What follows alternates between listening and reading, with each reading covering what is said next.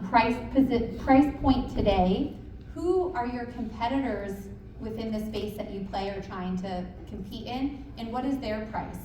But think about price not only just in the short term, what is your price today, but what does your aspirational long-term pricing journey look like? Think about your business not just for the next year period, but where do you want your product to be positioned in the next 3 years, 5 years, and even decade down the line. The second lever is pack. So perhaps you have different size offerings today, or you're thinking about innovating and adding a new SKU to your portfolio. What role does that SKU play? And we know that there's a different pricing strategy, whether it's a 175, 750 size versus a 50 ml size, and how does that pricing strategy play into where you want that pack to grow? Third is promotional strategy, effectiveness, and efficiency. And this may be the most important lever in today's environment because of how competitive it is in the spirits industry. So where do you want to promote your product? When do you want to promote your product? How deep do you want to promote your product? And what is the goal of these promotions? Do you want to use a promotion to gain trial and attract a new consumer? Do you want to have a promotion that aims at gaining floor displays within the retail space that you're trying to compete in? Thinking through all aspects of this goes into the promotional strategy and effectiveness. The fourth lever is customer mix. So who are your customers? And when I say customers, I mean something different than consumers. So customer being the retailer that you're playing into. So do you have a national account or chain strategy, and how does that differ from independent retailers and where you're looking to grow? All of those have different retailers have different profitability levels and should be thought about when you're developing your growth long-term strategy. And then lastly, the fifth lever is margin. So think about this in terms of distributor margin and retailer margin. What you set your distributor margin at is going to play an influence of, are they aligned to your incentives of what your goals and objectives are for your brand? And then ultimately, a big lever in terms of your own brand's profitability. I think one of the exciting challenges of being in the spirits industry is that we have this 3-tiered system, and so RGM is really looking on how to optimize everything from the supplier to the distributor to the end retailer. That's what we mean by value chain analytics, and how are we optimizing at all stages of the value chain. So revenue growth management is really about having this growth mindset. How are we going to grow our brands? How are we going to grow our business? So we wanted to outline some key strategic questions for you guys to think about during today's session, but also as you leave here. So 1, who are my competitors, and what is my price position relative to that key competitive set? 2nd, am I selling SKUs in the optimal channels that meet shoppers' needs? And if I'm thinking about expansion or innovating with new SKUs, how do I optimize what channels those SKUs are sold in? When it comes to promotions, what is my product's everyday price and my promotional price? How does that compare to my competitor's promotional strategy? Those kind of questions will shape, how often and how deep you want to promote your product. What are the moments that matter for your specific brand? And then think about your current customer mix. So what is your current customer mix? How are you thinking about your ideal customer mix and how that plays into your growth strategy? And how do you maximize your trade investment? And then lastly, a really critical component of this is, are your retail and distributor incentives aligned with your brand goals? At Brown-Forman, we very much see our distribution network as a competitive advantage, and they are partners in selling our brands. So making sure that you're aligned with your distributor is extremely important from an incentive standpoint, but also making sure that they're helping to amplify your efforts. We each have the same collective goals and want to make sure that we're prioritizing appropriately. RGM as a function requires you to wear many hats. And do you feel like you guys wear a lot of different hats on a day-to-day basis? Yes, right? Exactly. All in one day, right? Is that what you said? Yeah. RGM ties into each of these different hats. So I think about the marketing hat, right? We put that on. How your brand is priced plays into consumers' perception of your brand. So if your brand is priced at $29.99, that's very different than a brand that's priced at $9.99, right? Like how that shows up and how premium your product is perceived in the consumer's mindset, that taps into marketing. I think about demand planning. So 4th of July is kind of coming up and top of mind. If you're gonna run, if that's a moment that matters to your brand and you're gonna run a big promotion at 4th of July, well, you have to make sure you're thinking through the demand planning process so that you have inventory and product available to support that increase in demand. So then you're flipping to your demand hat. And then I think about financial forecasting. You all are, probably seeking investors or already have some investors, and so developing a financial plan for your brand and a long-term growth strategy is going to be critical in soliciting additional investment. And so how you are able to talk to and display, you guys are probably already thinking about revenue growth. Even though you might not call it RGM today, you're already embodying a lot of these practices, and how you tell that story to investors or how it's incorporated into your long-term financial forecasting process is really important. So these are all just some of the different hats that RGM plays, and a lot of you probably wear each and every day. All right, so what is the recipe for growth? Isn't that what we're all trying to figure out? What is the recipe? And it's gonna change depending on the environment, but think about how do you find that optimal blend of all the RGM levers?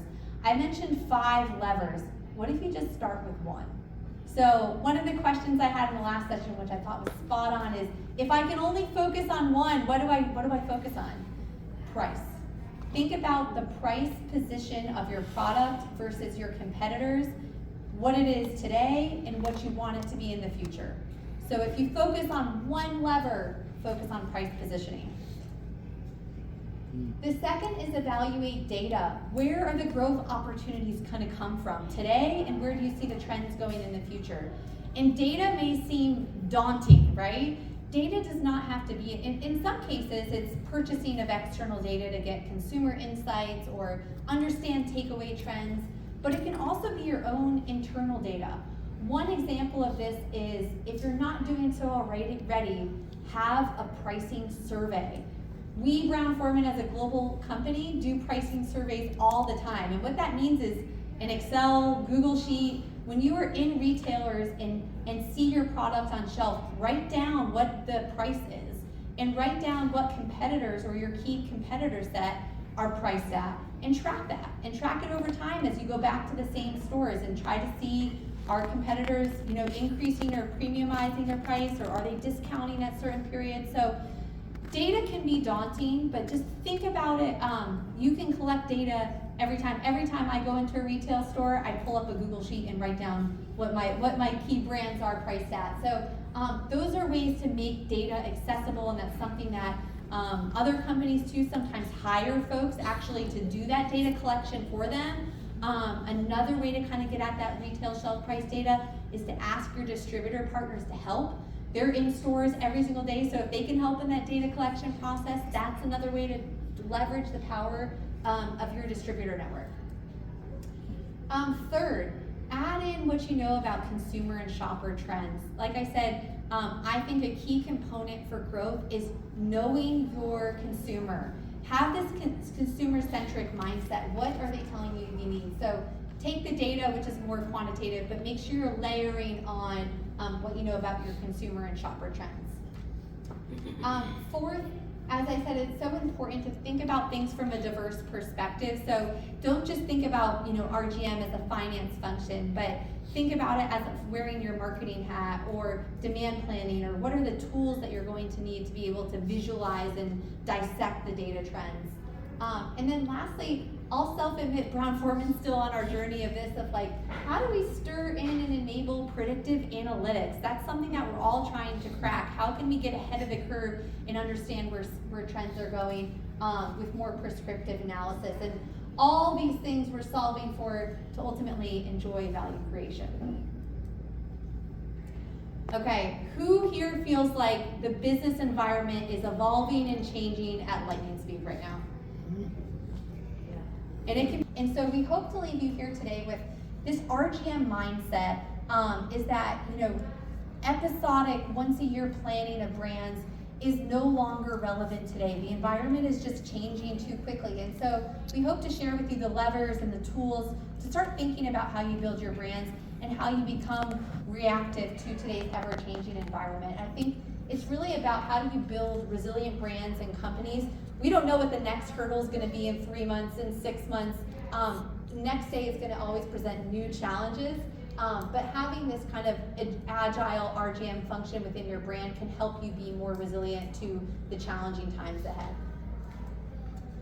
In terms of how companies are approaching RGM right now, some are adding tools and analytical capabilities. Others are advancing their practices or really diving deeper into the promotional optimization lens right now, given the current environment.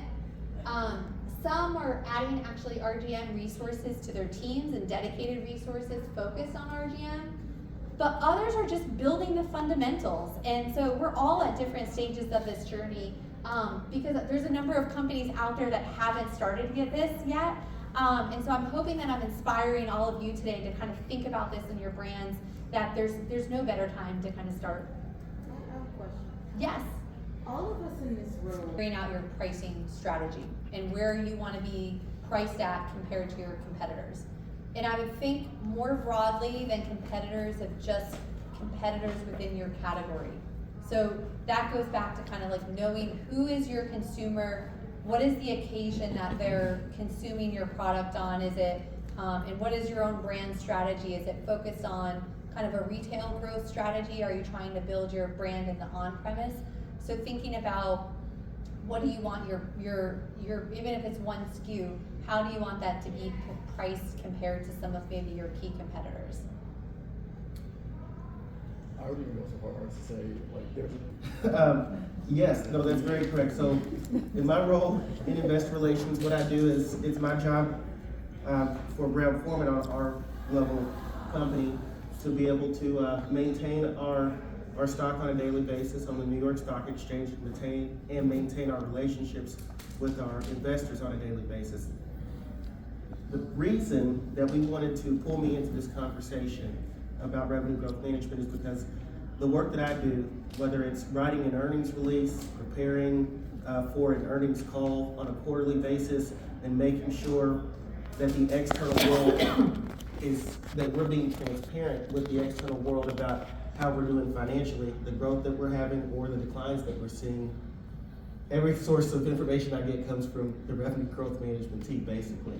I'm working with all of our sales numbers, our marketing numbers, our corporate finance numbers, our financial forecasting numbers to come out with outlooks, because investors and analysts on Wall Street, and this is going to be an investor at any level, they're going to want to ask and know about those types of things, but it boils down to it. Now, I understand that all of y'all aren't there yet, but you'll see how it works in. Like I said, who are investors? Number one, you are. Besides the fact that you started your company, you're the CEO, the founder, whatever it may be, it doesn't have to do necessarily with being a funder, right? It's people who have skin in the game. It's your employees that rely on the success of your business so they can take a check home every week. It's the banks that you may have gotten a loan from to start your business, or you may go to at the next step of your business if you want to expand and grow. And it's those silent partners too, because what they're all going to look for at the end of the day, they're all going to look and say, hey, how effective are we being in our practices here? Is it bringing us money?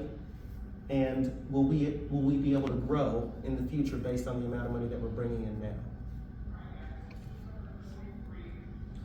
I think the most important part, as you start to think about investor relations, is really keeping a pulse on the environment. When I say that, I mean, you have to think about it within the context of the wine and spirits industry. What are larger players doing? What are other companies your size doing right now? What issues are they facing? Like we were talking, I know we had a few questions about some issues before. And how are people possibly planning, or what are they saying about their plans to overcome those issues in the future? Because I know there's a saying in the spirits industry that what's good for one is good for all. What happens to one usually happens to all. It may be on a different scale, but it's happening, whether you're picking up on it or not. For instance, one thing you can do is listen to those earnings calls I mentioned before and those earnings releases, or listen to the annual meetings on these companies' public websites. Everybody puts them out there. It has to be public knowledge at this level. So Diageo, we've been in a tough economic time lately, coming out of COVID, and there's been a lot of volatility in the markets across the globe, especially in the United States. So the strength of the consumer is not as strong. People aren't buying spirits at the levels that they were 2 years ago, a year ago. But they're able to say in their statement here that even though we're in these times, we're still expecting growth in the second half of the year. The reason for that is because of revenue growth management techniques, right? Whether you're just starting off with one lever of the 5, it really will help in all aspects. Because even when you're looking at Pernod, they're saying, our economic markets are normalizing. And that's something that you'll see across the industry. We say it all the time in our calls. We're like, yeah, everything's going back to like it was in 2019, 2018. We're not seeing the big booms in growth that we saw at those times. However, we're continuing to be able to make record profits because of the fact that we're seeing our gross margin continue to expand. The only reason is because of things like, pricing, and different techniques from revenue growth management that I know that Aaron can speak to, that's been able to help companies maintain that growth and be sustainable and really, resilient during the hard economic times. And I think as brands that are just starting out, listening into earnings calls of large global competitors in the industry is a great free way to understand the pulse of the environment, because in these earnings calls you can see, they're going to talk to key themes of the industry, and so that's another great free resource that for all of you I would encourage to listen into some of these like larger company calls. Yeah, and of course, we talk. I heard some people ask about, the pandemic and the issues that we faced in our industry at that point in time. What I was going to do is, I've basically taken some calls, or all of the calls from all of our industry peers that were public at the time. And I focused in on the top topics that were asked during those calls and discussed. We're gonna start at 2019 and work to current day. So basically, you think about 2019, tariffs were a big issue. We talk about trying to export things and really wanting to work with emerging markets, as you see, were another topic.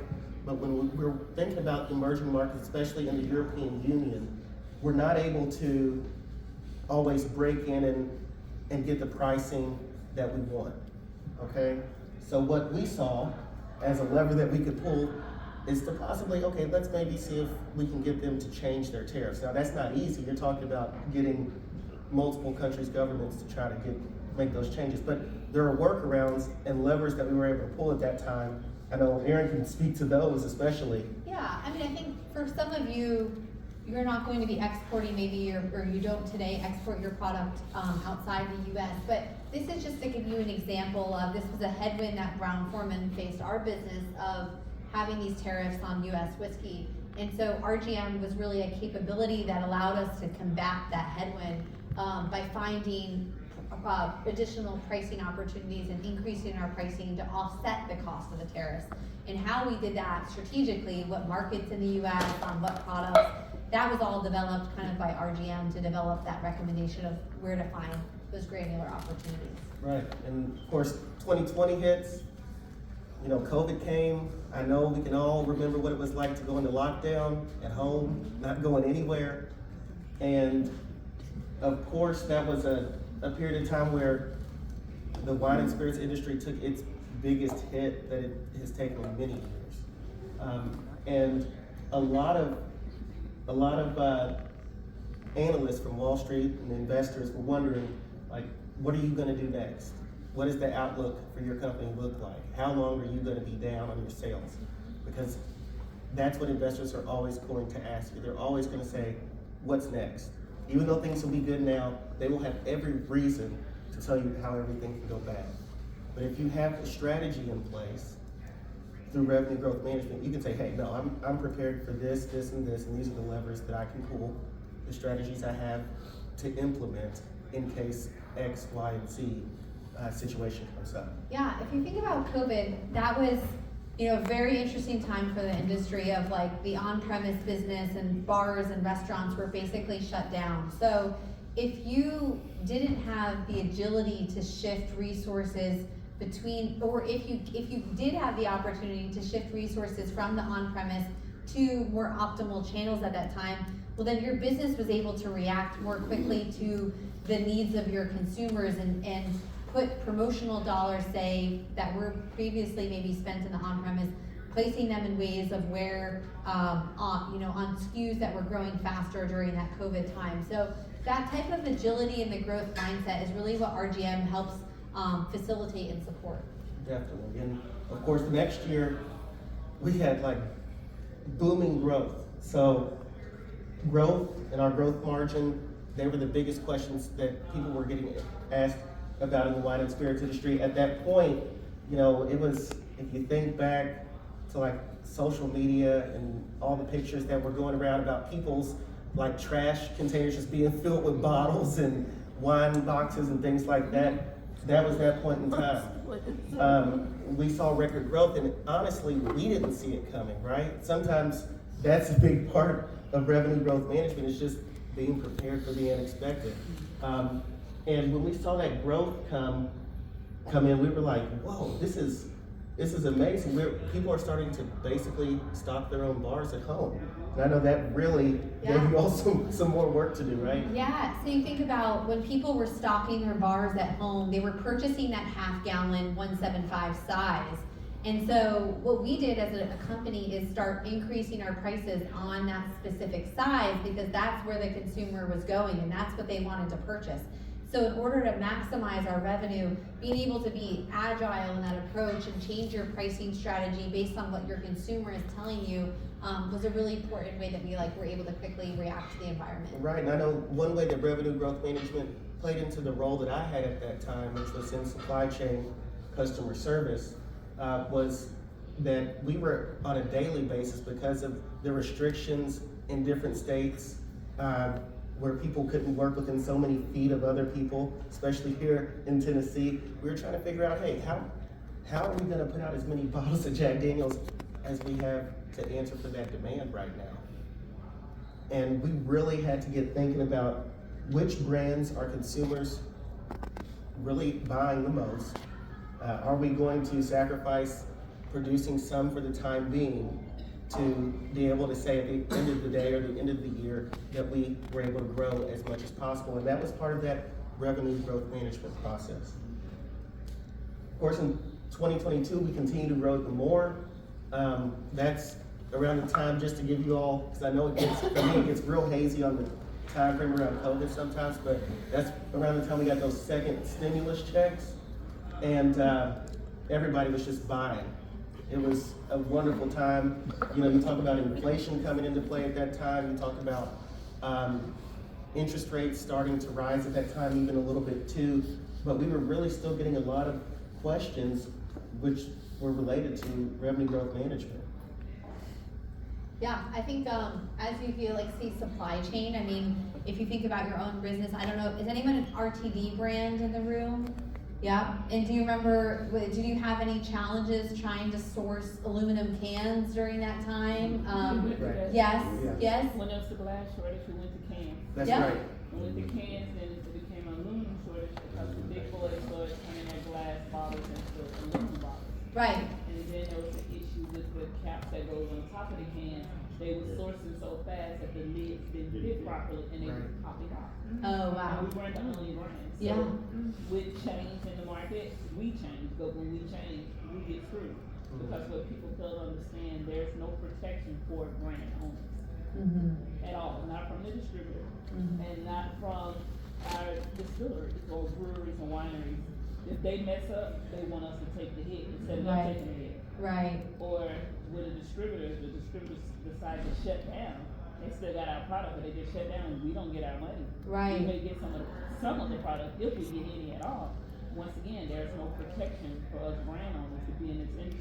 Yeah. Every day is, we're gonna pray. Yeah. And we're gonna pray and work out. Yeah. No, I hear that. I think the supply chain was extremely challenging and even more so for brands that were just starting because the cans went to the largest suppliers first and trickled down, and the largest suppliers had the most purchasing power, I guess you could say.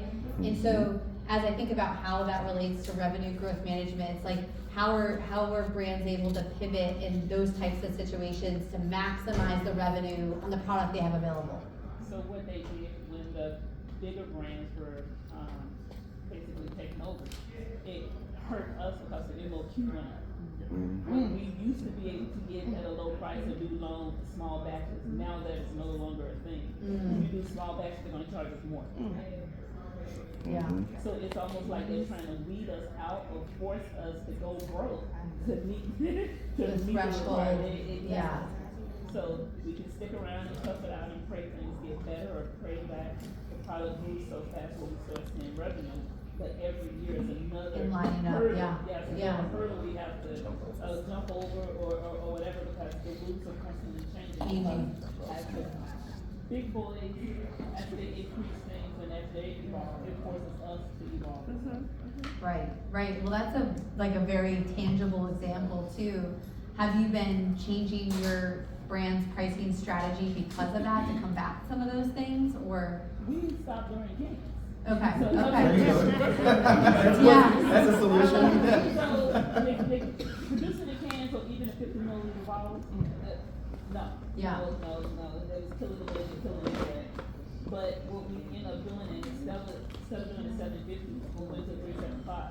Okay, And to be perfectly honest, going to 375, so even coming out with another flavor that was a little bit more cost effective, the smaller ones are actually funding the bigger ones because it costs less. yeah, The bottles are less, and even the amount of product we distillery is less. So even though they wanted to create, have a higher MOQ with the smaller bottles, we're still meeting that. okay. We're getting it cheaper, and we can still sell it and help with our margin. Well, that's a perfect example of agility, right? Like, I think that's like, let's all give her like a round of that is like, yeah, an amazing example of pivoting and figuring out what works, and sometimes almost, it sounds like an inverse strategy maybe than what you initially thought of using the smaller sizes to help fuel growth and the opportunity on the 750 or larger sizes. So I think what's great about that example is like you are all probably doing RGM today. We're just providing context of like what does that term mean and give you some thought starters of how other ways you might be able to apply that type of thinking to your business. But yeah, I mean, I think supply chain was extremely challenging. And now if you click to the next one, I think what's crazy now is there, from a large supplier perspective, a lot of inventory in the market. And so then you have an excess of inventory as trends of total distilled spirits in the US have decelerated. So now what happens with all that inventory? So we're starting to see some competitors or brands in the industry, promote their brands or add discounts back in to try to move that excess inventory, as it's kind of been a bit of a pendulum swinging from back to back. Is that something you guys are all experiencing and seeing as well? I'm curious how you're thinking about, the excess of inventory in the spirits industry and how that plays into your brand strategy. Honestly, I don't think it affects smaller brands when it comes to, and please correct me if I'm wrong. One thing for me was just that as the price per barrel of finished product continues to go down, Uh-huh. it enabled me just to buy barrels instead of me producing it. Mm-hmm. Because for me to make a new barrel, it was almost the same cost for me to buy a 2-year-old barrel. Uh-huh. So it was just easy for me to go ahead and buy some aged barrels, and then I can just concentrate on my unaged product as I'm distilling. Uh-huh. And then, as I do that, you can continue to use whatever you buy to put out to the market. And then that time that you get, now you can actually do other things like, revenue growth management, right? You can start to think about other things other than sitting in the back just distilling 24/7. Right. So right. so as the price of barrels go down, it helps me have product, Yeah. but also it frees up my time to Mind do other space. things. Yeah, so that's fair. That's a really good point. And even then, you could definitely always speak more on this, but like you said, you decided to start purchasing your own barrels. That's one way we talk about cost of goods. Yeah. Right. That's still a revenue growth management Right. lever that you had to pull. Right. And of course now, we're in 2024, we're still seeing a lot of pressure on the consumer, trying to figure out what's next for our economy here in the United States, what's next for the global economy. Are we gonna sort of continue to be stagnant, or will we go up or down from here? But we're also seeing a lot of specific questions which we have never seen before in our earnings calls. We're really seeing a lot of specific questions about revenue growth management now, because the analysts have realized, back then you all were controlling your margin through your pricing in different markets that were particularly focused or keyed in on. And then you've shifted to being able to adjust your margin over the course of the pandemic through pricing and different variables with revenue growth management. So they're like, talk to us more now. Tell us how you were able to make all that money back then. Tell us more about this revenue growth management thing. So it's something that has taken a while to even gain traction with investors to say, oh, this isn't something that you maybe need all the time. This is something that is periodic or maybe only needed during times of crisis.